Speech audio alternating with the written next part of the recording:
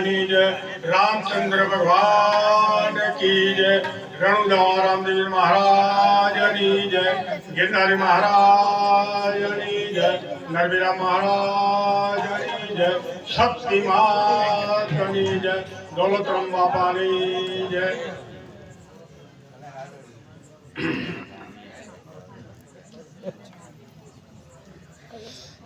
નોરતા ગામની ધર્મભૂમિ પર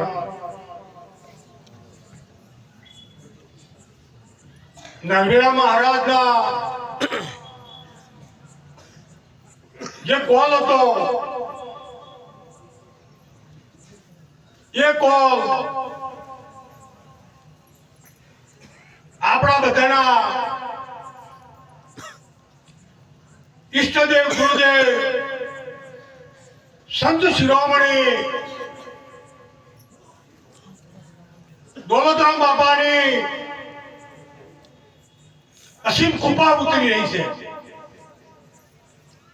પેલા તાળીએ બતાવો બાપાને.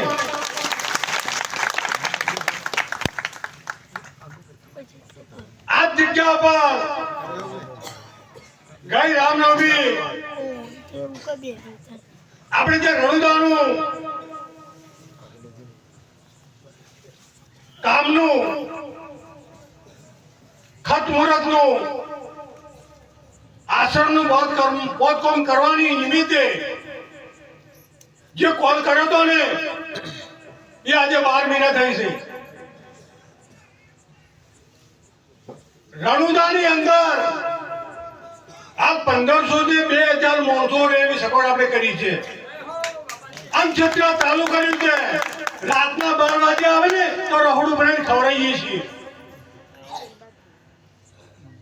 પણ ખાલી તાળીઓ પાડે કોઈ ના વળે, રાવણા કળા કોઈ ના વળે. એ તો કોઈ ભોગળી બીજી કે પ્રાર્થના કરવું પડે છે. આ તો તમને બધા નહીં કેવું મારે,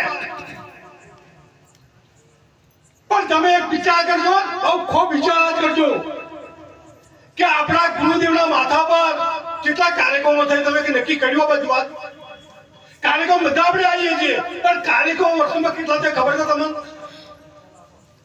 2 કાર્યક્રમ જુનાગઢની અંદર શિવરાત્રી અને પરિક્રમા, મોટા મોટા કાર્યક્રમો 5 લાખના ખર્ચે 10 થી 11 લાખ રૂપિયા ખર્ચો થાય છે.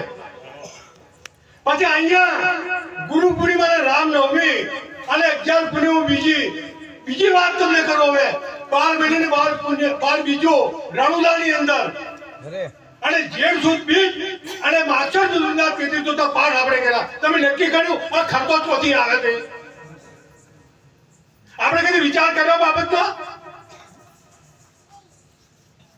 સાહેબ તમને હાથ જોડીને વિનંતી કરું છું, બાપો રાત દિવસ કેટલી મહેનત કરી તો તમને ખબર પડી. હાલ બાપો સ્ટેજ ઉપર નતા, તમે કેમ આમ સમતમ બેઠા હતા? આમ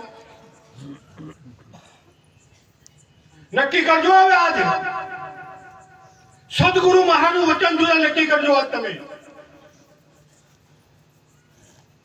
સાખીને બહુ પુરાવેલા છે કે ગુરુ પદ પંકજ પૂંજતા 14 લોક પૂજાય. શ્રી વિજયની શારદા ગુરુ તણા ગુણ ગવાય, બીજા ગુણ ગવાય નહીં. ગુરુ બિના જ્ઞાન ના ઉદે, ગુરુ બિના ના બીજા ભેદ, ગુરુ બિના ના સંજય. ભલે ચારે વાતો વેદ. ગમે તે મહેનત તો નિષ્ફળ છે. જે ગુરુ મારું વચન છે, હું આ તમને દાખલો આપું. પાટણા ગામનો ઓબ્લેશન નો અઠવાડિયે 10 દિવસ પહેલા મણિલાલ આપણા બહુ સેવાભાવી હતા, એમને થોડો હુમલો આવી ગયો હૃદય ઉપર અને અમદાવાદ દાખલ કર્યા.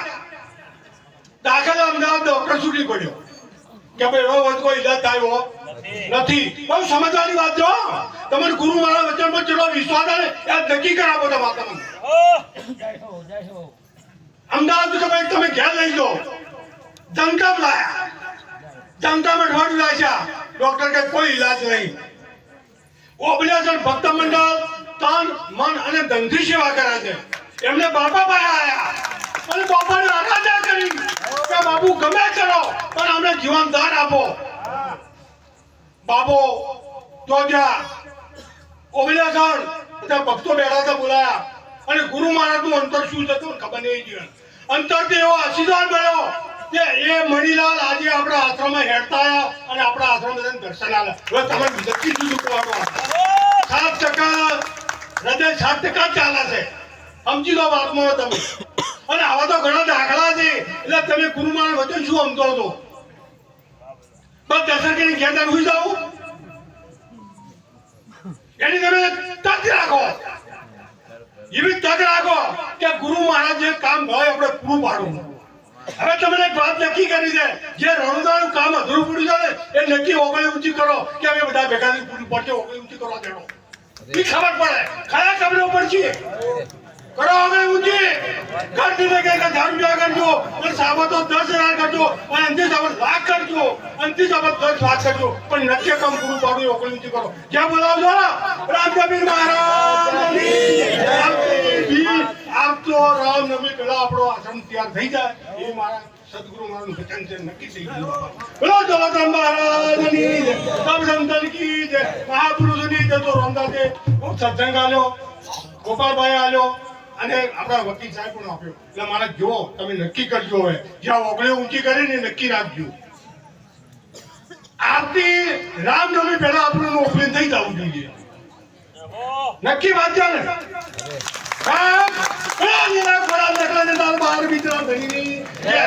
બાપાની જય